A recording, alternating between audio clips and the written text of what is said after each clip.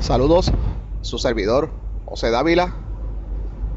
Hoy estamos a febrero 18 del 2016. En esta ocasión quiero grabar un audio, el cual voy a titular La gran mentira de Nehemías. Este audio lo estoy grabando para respaldar mi tratado. Escribí un tratado sobre el tema, el cual no tuve interés en publicar. Me refiero en alguna editorial, más sí lo publiqué de manera digital en la página monografías.com y en algunas dos más que no me acuerdo en estos momentos. Y por cierto, está disponible para la persona que esté interesada. Yo se lo puedo enviar por correo electrónico. Quiero decirle que soy judío ateo, aunque suena contradictorio. Cuando menciono que soy judío ateo, lo que quiero decir es que mi formación teológica antes de convertirme en ateo fue una formación judía. En este estudio que voy a presentar, voy a exponer lo que para mí, sin lugar a dudas, es la historia del judaísmo. La historia del judaísmo bíblico, no del judaísmo talmúdico. Lo quiero grabar y tenerlo grabado, puesto que en muchos debates en las redes sociales o algunas personas que les hago mención de este tema ignoran totalmente el tema, inclusive otros judíos y otros ateos. Cuando se los expongo, lo estudian y se convencen, al igual que yo, de que esta es la verdadera historia del judaísmo. Este tratado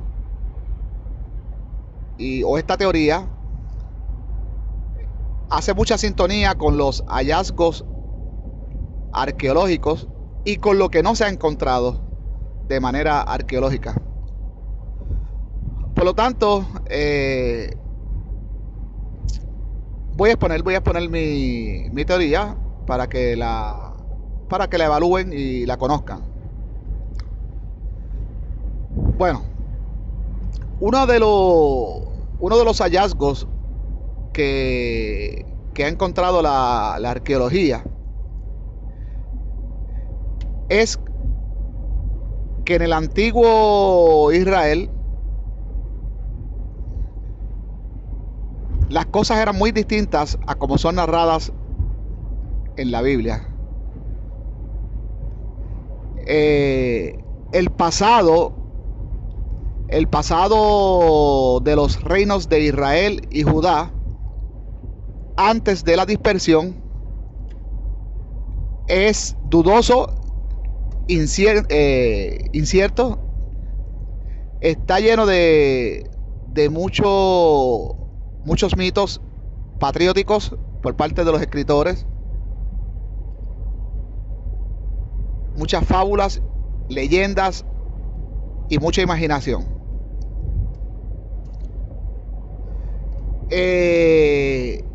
Una de las cosas que la arqueología ha encontrado, y el asunto es que la misma Biblia, cuando la leemos de manera crítica, no por fe, sino de manera crítica, nos damos cuenta que todas esas tierras, toda esa área, era politeísta. Antes de la deportación de los reinos de Israel en el norte y de Judá al sur, eran politeístas. El culto Yahvé es incierto.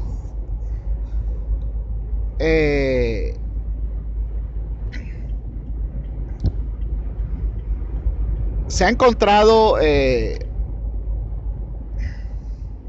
evidencia tardía de un tal Yahvé que era casado, inclusive con la misma Ishtar, diosa adorada en Babilonia.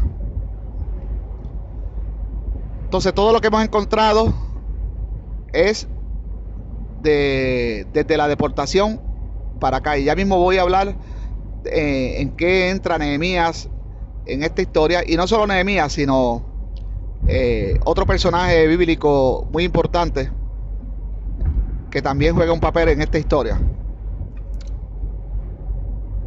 Bueno, la misma Biblia sugiere de que efectivamente los reinos de Israel y Judá eran politeístas. Ahora, la Biblia inyecta una fórmula adicional: el culto a Yahvé, el culto a un Dios supremo, con una historia ficticia de que sacó al pueblo, a los dos reinos, compuesto de 12 tribus, lo cual las 12 tribus también no ha podido corroborarse. Un Dios que sacó al pueblo de la esclavitud en Egipto, algo que tampoco se ha podido corroborar, y algo de que la historia de Egipto ni del Mediterráneo sabe, algo desconocido en todo el Mediterráneo. Bueno, esta es la historia que aparece por escrito para los judíos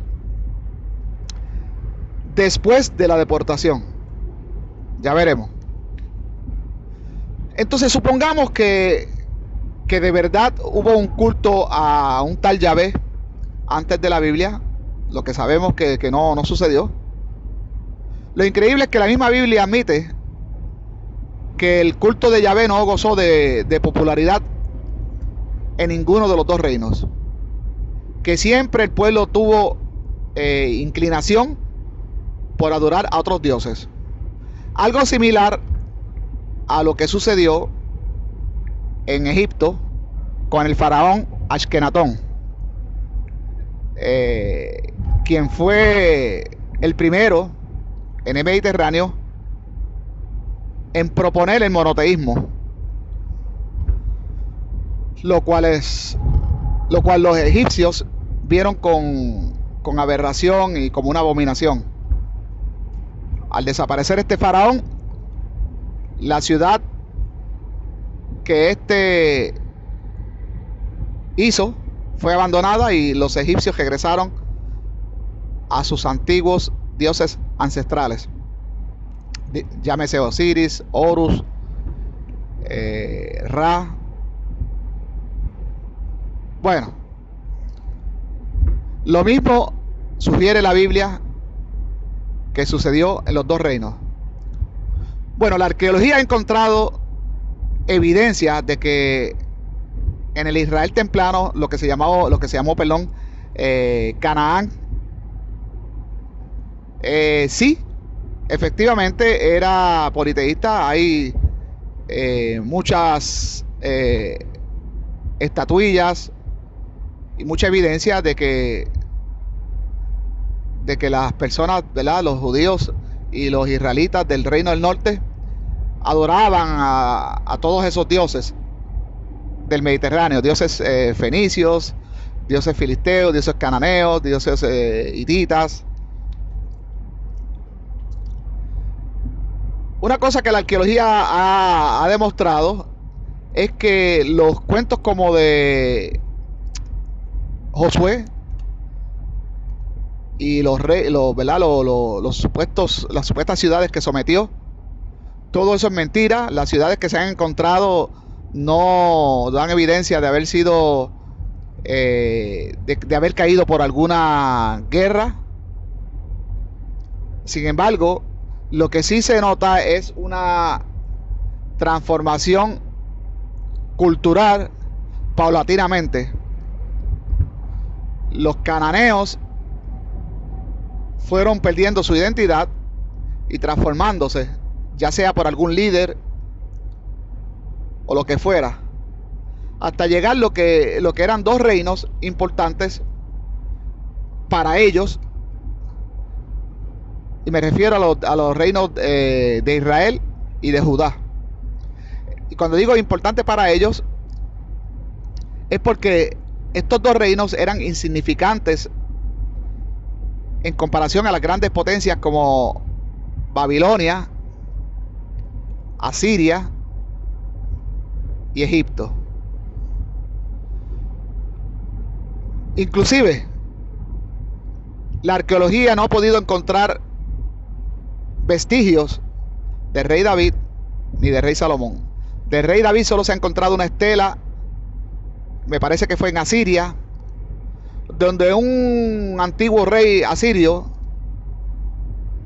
se burla de un rey de la casa de David. Esa es la única mención que se hace de David. Un rey de la casa de David al cual él había derrotado. Es lo único que se ha encontrado.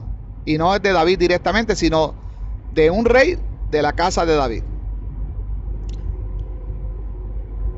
La gran ciudad de Salomón, la cual se exagera. El personaje de Salomón es un personaje completamente exagerado. 700 mujeres, 300 concubinas, un número ahí parejo de 1000.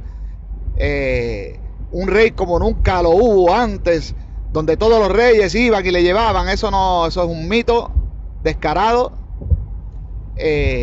Inclusive no hay evidencia de que existiera un templo a Yahvé fabricado por el rey Salomón. Ni siquiera el rey Salomón se ha podido probar arqueológicamente. La ciudad de Jerusalén aparentemente fue una ciudad pequeña, tipo aldeana, insignificante, con un ejército, lo que podríamos conocer mejor dicho como una guardia de seguridad defensiva y no ofensiva. Así que de esto es lo que estamos hablando. Esto es lo que sucedió. Este es el ambiente que había antes de la deportación. Ya mismo voy a hablar lo de Nehemías, que es el tema de este audio. Quiero primero hacer este recuento para que puedan entender lo demás. ¿Quiénes eran los habitantes de estos reinos? Bueno, ya el reino del norte de Israel había sido deportado por los asirios, por la ciudad del norte de Mesopotamia. Al norte estaba Asiria, en el sur estaba Babilonia. Los asirios habían deportado a la casa de Israel, al reino del norte. Entonces quedaba el reino de Judá. ¿Quiénes eran? El reino de Judá era un reino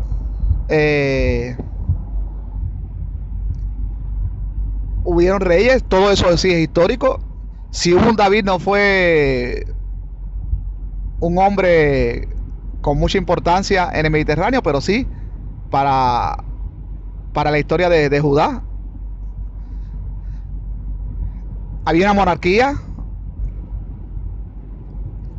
habían muchos templos. La arqueología ha podido dar fe de que había muchos cultos en Jerusalén a distintos dioses. Por lo tanto, cada culto tenía su propio sistema sacerdotal. Y esta era la élite. Estamos hablando de aquí de la élite de Jerusalén. El rey, la corte del rey, los sacerdotes de los distintos cultos,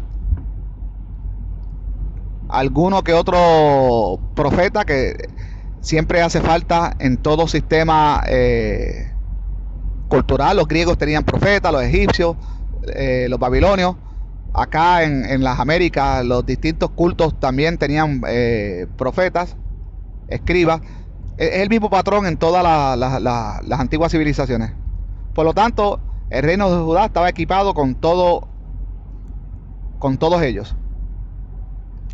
Y el resto eran los campesinos, que se componían de la gente que labraba la tierra, y pastores.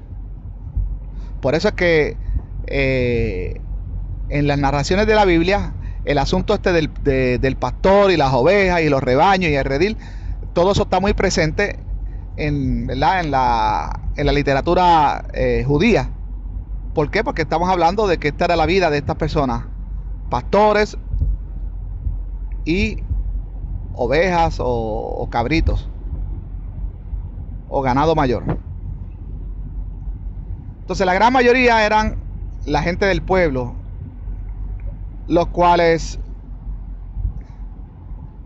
lastimosamente y tristemente tenían que pagar impuestos, ¿verdad?, a la ciudad, y también llevar ofrendas a los sacerdotes de los distintos cultos. Sabemos que las ofrendas de aquella época eran ofrendas cereales, que el cereal era muy cotizado en ¿verdad?, en aquellos tiempos. El cereal y las especies, ¿verdad?, el ganado, eran como el oro, eran la moneda de aquella época, era con lo que se comerciaba en aquella época. Entonces, pues, se les requería a aquellos adoradores ¿verdad?, de los distintos dioses llevar una ofrenda en ciertos días, ¿verdad?, de acuerdo a cuál sea el rito del dios. Bueno, este es el escenario que hay antes de la deportación. Entonces ahora sí vamos a entrar entonces a cuál es el asunto de Nehemías, si es que no se me han aburrido y todavía están ahí. Bueno, cuando Nabucodonosor entra a Jerusalén, no es por asuntos religiosos, eso quiero especificarlo. En la Biblia se habla de que el Dios de Israel usó a Nabucodonosor como su siervo para castigar a su pueblo. No, ese es el sentimiento patriótico y la mentira que se les escribe a los judíos, pero Nabucodonosor ni se enteró. Nabucodonosor era adorador de sus dioses, de Ishtar, Marduk y otros. Entonces Nabucodonosor nunca adoró a otro dios que no fueran sus dioses. Y como bien les acabo de decir, el dios Yahvé no existía antes de la deportación. Y lo vamos a ver más claro ya mismo. Ahora con la historia de Nehemías eso va a quedar bien claro. La misma Biblia lo confirma. Bueno, la Biblia dice que los judíos tuvieron 70 años en Babilonia, pero esto es para seguir un patrón, ¿verdad?, del número 7, 70, 12, 40. Bueno, pero este número es improbable, puesto de que se habla de varios reinados, ¿verdad? Los judíos tuvieron en Babilonia el tiempo que les restó de vida a Nabucodonosor, después a su hijo Baltasar, después cuando entró al escenario histórico Ciro de Persia, después Astarterjes, y por último el rey Darío. Entonces es importante mencionar eso. También es importante mencionar que Nabucodonosor solo deportó, y esto lo confirma la misma Biblia, solo deportó a la gente importante de Israel, a la gente culta, a la gente que sabía escribir, leer, que eran una minoría, eran la gente rica de la ciudad de Jerusalén. El resto de las personas eran analfabetas, no sabían leer, no sabían escribir, solo eran pastores, pescadores, curtidores de pieles, labradores de la tierra. Y para que usted pueda tener una imagen en su cabeza de qué tipo de judíos estamos hablando, porque uno menciona judíos y rápido usted se imagina estos europeos que hoy se dicen llamar judíos, de blanquitos, de ojos verdes. Esos no son judíos. Esos no son judíos. Los judíos bíblicos que estamos hablando eran semitas. Y para que usted tenga una idea, solo imagínese a lo que se conoce hoy en día un árabe beduino. Eran así, colores trigueños, colores desérticos. A muchos de ellos, al no haber pasta dental en aquellos días, la higiene no era igual que ahora. eh, vivir en esas temperaturas, ¿verdad? Donde se viven, ¿verdad? Ahí en esa tierra de Canaán. Personas que bregaban con pescado, con animales. Imagínense las uñas de estas personas. Imagínense muchos de ellos que les falten dientes, aún de jóvenes. Entonces, este es el tipo de judío con el que estamos hablando. Eran judíos ignorantes, infantiles, analfabetas. El lenguaje de ellos debió haber sido inferior al lenguaje de las personas cultas de Jerusalén, igual que pasa en todos lados, igual que pasa hoy en día en México, que ¿verdad? Los que viven en la ciudad del DF y las ciudades importantes de México se expresan muy bien, hablan muy bien, y los mexicanos indígenas hablan de otra manera. En Puerto Rico también, mi país natal, los que viven en la ciudad, en zonas metropolitanas, hablan de una manera culta. Los que viven, los campesinos, hablan de una manera que asesinan el lenguaje. Pues así mismo era. Estos judíos que estoy hablando, que estoy describiendo, no fueron deportados. A Nabucodonosor no le interesó llevar a esa gente para allá. Él solo se llevó a la gente culta. Y gente que después gozó de privilegios en Babilonia. Babilonia era una ciudad, según la describe Herodoto, preciosa. Tenía una de las bibliotecas más importantes del Mediterráneo. Para ese tiempo ya Egipto también pertenecía y estaba sometido, ¿verdad?, a Babilonia. Por lo tanto, había mucha historia de Babilonia, de Egipto, perdón, en Babilonia. Eran dos naciones que tenían muchas cosas en común. Por lo tanto, los judíos cultos, los que fueron deportados, que como bien dije, no fueron 70 años, debieron haber sido más de 100 probablemente, estuvieron mucho tiempo estudiando en las bibliotecas de Babilonia, la historia de Babilonia y la historia conocida hasta aquel entonces. El resto de los judíos no fue deportados. Nabucodonosor les dejó un gobernador interino, ¿verdad?, que se reportaba a Babilonia, y dejó a la gente pobre, a los campesinos, los dejó en Jerusalén, en Judea. Esa gente siguieron su vida normal. Así que imagínense ustedes si de verdad hubiese existido un templo, como dice la Biblia, que de hecho no fue Nabucodonosor quien lo quemó, sino uno de sus generales, en la segunda intervención, me parece. Y quemaron todos los templos de Jerusalén. Entonces, si el templo fue quemado y no destruido, quemado es una cosa y destruido es otra. ¿Por qué en el libro de Esdras se menciona que fue construido desde sus cimientos? Y en el libro de Esdras, después vamos a hablar sobre eso, se menciona detalles que encajan perfectamente con una construcción, con una nueva construcción, y no con una reconstrucción. Entonces, si un templo fue quemado, ¿por qué los judíos que no fueron deportados no tuvieron la devoción de seguir bloque a bloque restaurando el templo? No, nadie tuvo esa devoción. Un templo que es quemado no se destruye completamente. Bueno, les dejo con eso y eso se va a contestar luego, ¿verdad? Luego. Se quedaron los judíos campesinos, ¿verdad? Los pescadores, los labradores de la tierra. No fueron deportados, se quedaron en Judea. Judea siempre permaneció habitada por judíos. Los que fueron deportados fueron, ¿verdad?, la corte del rey, el rey, la gente importante de Jerusalén. Esa fue la gente que fue deportada. Muchos de ellos debieron haber sido personas adultas, por lo tanto murieron en Babilonia. Los hijos de estos debieron heredar toda la información que los padres obtuvieron en las bibliotecas. También ellos, suponemos que también se instruyeron mucho, ¿verdad?, en las bibliotecas de Babilonia. Muchos de ellos escribas porque sabían leer y escribir.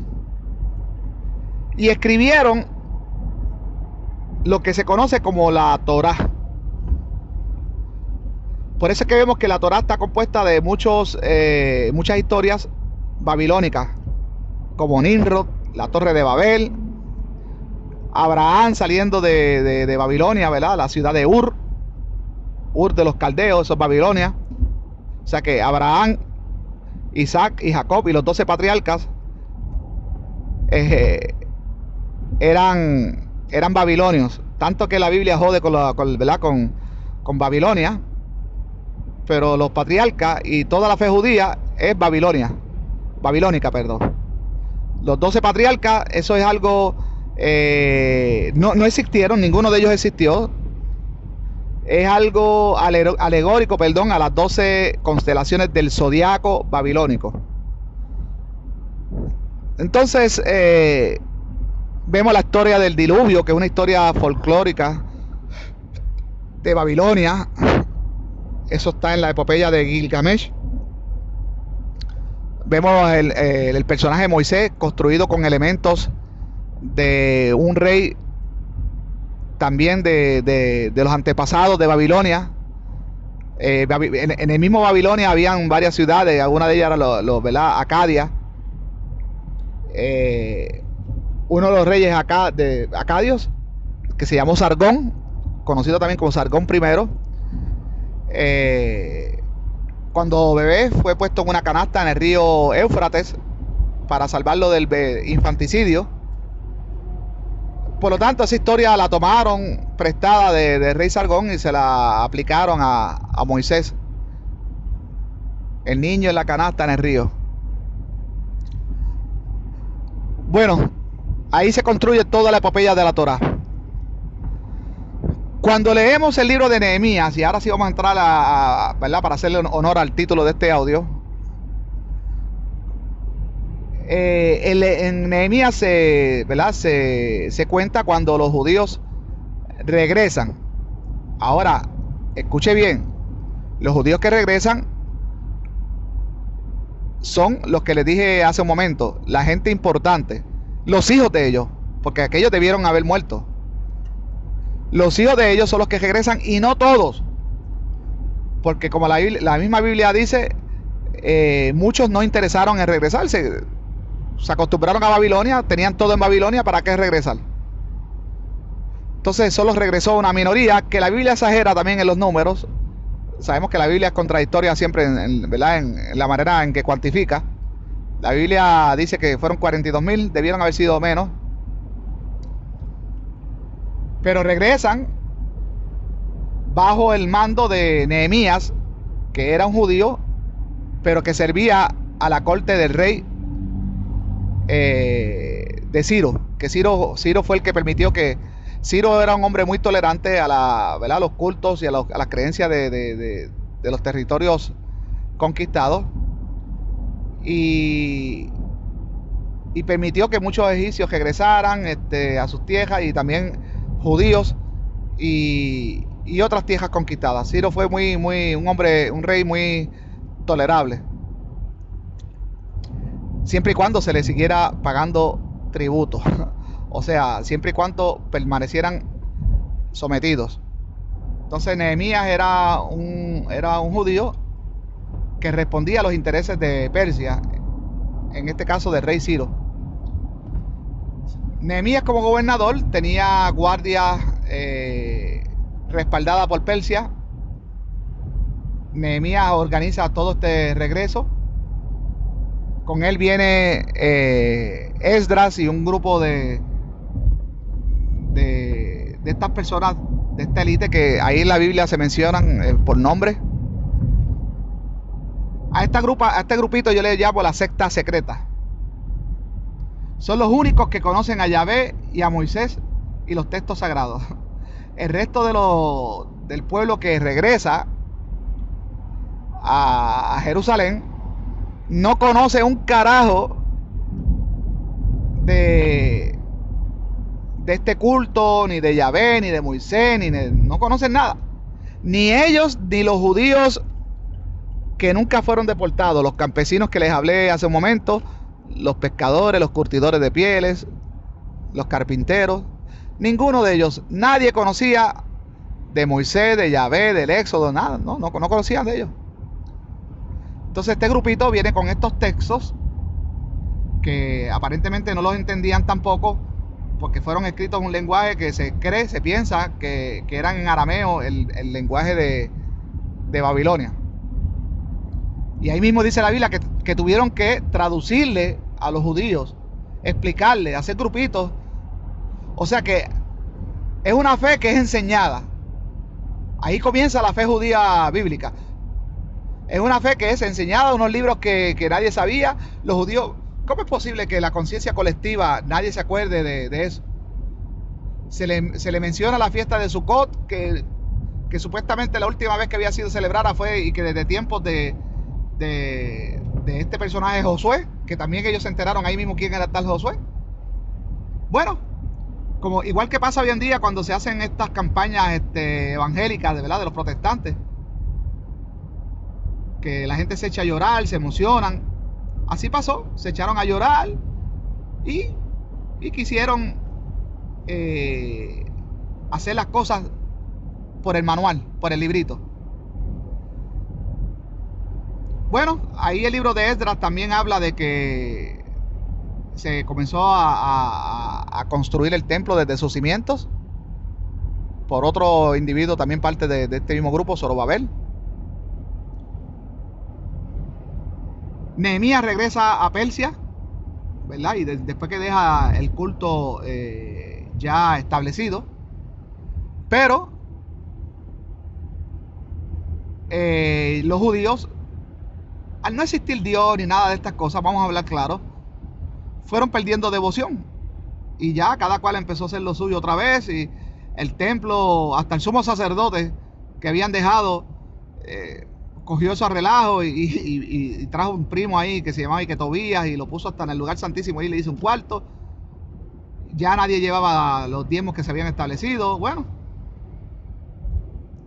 se perdió la devoción.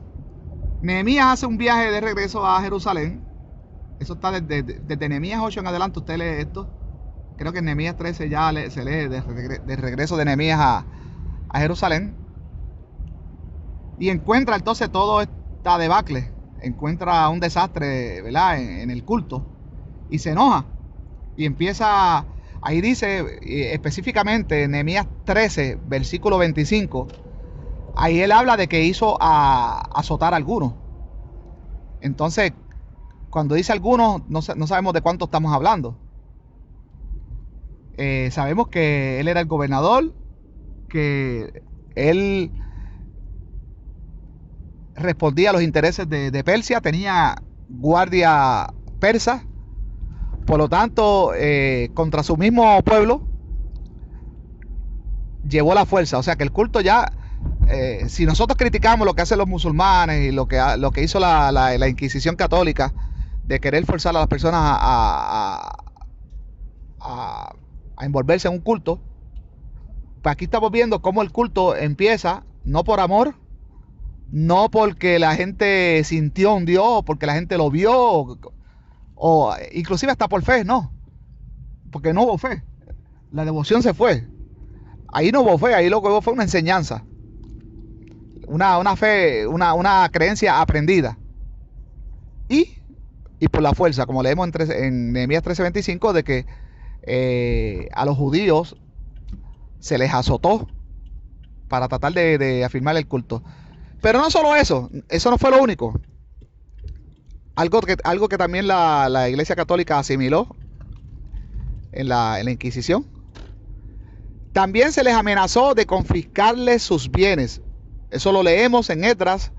En Esdras me parece que es capítulo 10, versículos como del 7 al 10 por ahí. Esdras, capítulo 10, versículos del 7 en adelante. Por ahí se lee de que se acordó en que se le iban a confiscar los bienes a aquellos judíos que no se sometieran al culto, no se sometieran a la ley. Inclusive se les forzó a abandonar a sus mujeres, porque muchos de ellos pues, tenían mujeres de vecinas, ¿no?, de moabitas, y bueno, de las mujeres, ¿verdad? Hititas y todas las mujeres de alrededores, mujeres que se dicen que eran bellas, algunas hasta madianitas. Entonces se les forzó a abandonar a esas mujeres con todo y sus hijos y todo. Entonces fue algo bien trágico como comenzó la fe. Esta es mayormente mi teoría y es respaldada por la misma Biblia y por la arqueología. Así comenzó la fe judía.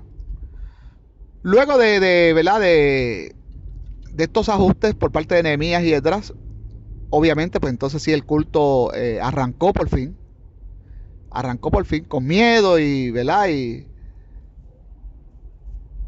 por miedo a perder sus propiedades, a perder, a ser azotados o encausados, comenzó la fe. Y como todo, igual que pasó aquí en las Américas cuando llegó Cristóbal Colón e impusieron esa fe a los indígenas, todo comienza con miedo al principio, después la gente poco a poco va olvidando ese suceso, las generaciones posteriores, nacen los hijos de estos que fueron oprimidos para arrancar con este culto, nacen los hijos no conocen lo que pasaron sus padres para adquirir esta fe. Ellos nacen desde pequeños ya entonces leyendo estos textos o la copia de estos, ya nacen yendo al templo, nacen viendo todo este sistema y es algo común y se va olvidando cómo fue, se va olvidando esto de la asamblea del séptimo mes, ¿verdad? Narrada en Nehemías 8, que por eso nosotros los judíos celebramos al principio del año en el mes 7, el Rosh Hashanah lo celebramos en el mes 7 y muchos judíos sabemos por qué. Hay otros que se hacen los ciegos. Entonces, pues, los hijos de estos poco a poco fueron olvidando cómo fue y se volvió una fe tradicional. Entonces ahí sí que se volvió una creencia por fe en los textos, por fe en lo que contaban los antepasados. Solo eso. Ahí que entra la fe entonces a jugar ¿verdad? un papel importante en la creencia judía. Pero según siguen pasando las generaciones, hay otras situaciones que van cuestionando esa fe. Ya los judíos están llevando, ¿verdad? Los diezmos al templo, están pagándole también tributo a Persia. Pobres campesinos tenían que pagar doble tributo y a veces hasta triple. Están yendo cada Shabbat a llevar sus corderitos, ¿verdad? Y su ganado al templo. Y los sacerdotes comiendo. Pero ellos no ven dónde está el Dios que dicen los textos, dónde está el Dios que están adorando, no lo ven. Solo ven que están oprimidos por el gobierno de Persia, pagándole tributo a Persia y también a los sacerdotes de este nuevo Dios Yahvé. Pero ¿dónde está el Yahvé este? ¿Qué hace Yahvé por el pueblo? Nada. Las mujeres que son estériles siguen siendo estériles, sean por más obedientes que sean. Los mandamientos y maldiciones que se mencionan en Deuteronomio 28 no tienen poder en el mundo real. El que es un impío, no importa si adora a Ishtar o a Baal, tiene su tejeno, tiene su cosecho y es una persona con éxito. Y los judíos empiezan a ver esto y dicen, ven acá, pero aquí dice que las personas que adoren otros dioses, que le van a caer unas maldiciones, no, nada de eso pasa. Entonces, también para sumar a estos cuestionamientos llega a escena histórica Alejandro Magno, ¿verdad? Y que era un fiel adorador a Zeus y todos sus ejércitos. Entonces empiezan a notar que el Dios que ellos adoran cada sábado es un Dios débil, es un Dios, es una locura, es un Dios que no existe. Empiezan a ver que estos griegos sí son poderosos, que todo les sale bien y esta adoración a Zeus y que el Dios, al estos griegos tener tanto éxito en batalla y en todo lo que hacen, los judíos, que ya son, esa cultura de antes era bien supersticiosa, dice, pues el Dios de esto sí es poderoso, sí existe, el Dios de nosotros no existe. Ahí empiezan a convertirse, ¿verdad? Muchos dejan el judaísmo y se empiezan a hacer como griegos. eh, y eso fue mucho, en masa. Colectivamente, muchas personas se hicieron griegos. Eso da fe. El texto de Filón de Alejandría da fe de eso. También Flavio Josefo hace mención de eso, ¿verdad? En la historia de los judíos. El libro Macabeos también apunta sobre eso. Eh, entonces, no, ya salieron de los persas, entonces ahora había que rendirle tributo a los griegos. Después llega a la escena bíblica e histórica el general Pompeyo, romano. Lo mismo, ellos pasaban de como botín de guerra de un dominio a otro. Con los romanos les fue muy mal. Los romanos sí fueron un poquito opresores con los judíos. Eh, y ahí ellos se preguntaban, ¿dónde está este Dios? ¿Dónde está el Dios que nos dijo Nehemías y Esdras? Esto es una gran mentira. Y todos sabemos que en el año 70 los romanos destruyeron el templo sin el menor miedo, sin la menor de las reverencias. ¿Por qué van a tener miedo a algo que no existe? Quemaron el templo, por ahí se dice que algunos de los romanos dijo, hemos quemado al Dios de los judíos vivo en su propia casa. Y así fue. Todavía vemos por ahí en Roma, en el arco de Tito, donde se inmortalizó esa escena donde ellos están robando todo el tesoro del templo, la menorá, lo que se conoce como el candelabro de 7 brazos. Eh, ahí acabó el culto bíblico a Yahvé. Ese fue el final del culto bíblico a Yahvé. Y la herida, o esa fue la herida mortal, la herida que lo dejó ahí sangrando. La otra fue cuando vino Adriano en el año 135 en la guerra de Simón Bar Kokhba. Y ahí se acabó, ¿verdad?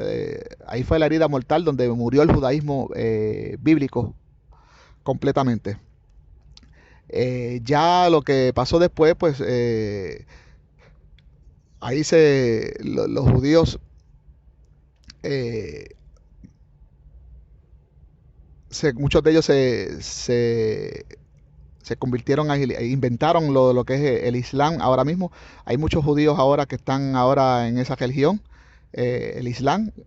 Escribieron sus propios textos, inventaron nuevos mitos con esto de Alá y que el ángel Gabriel se le apareció a Mahomet y todas esas cosas. Y entonces ahí nace el Islam.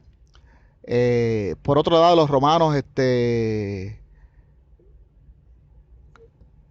partiendo de mitos griegos, crean el cristianismo. Eh, después de esos cristianos quieren revivir lo que están leyendo en lo que ellos llamaban el Viejo Testamento y hacen el judaísmo que vemos hoy en día. Por eso es que vemos muchos blanquitos de ojos verdes ahora en el judaísmo moderno, muchos europeos. ¿Por qué? Porque esta gente salen ¿verdad? Son apóstatas del catolicismo que quisieron revivir lo que leían ¿verdad? Del Viejo Testamento y crean entonces lo que llama el judaísmo talmúdico. Y por eso es que vemos que ¿verdad?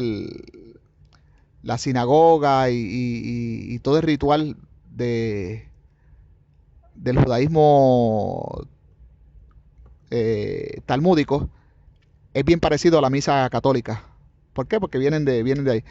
Bueno, pues sin más, ya habiendo hecho honor al título de este audio, ya he compartido con ustedes entonces lo que es la teoría mía de cómo comenzó el judaísmo bíblico, la gran mentira de Nehemías. Bueno, hasta la próxima.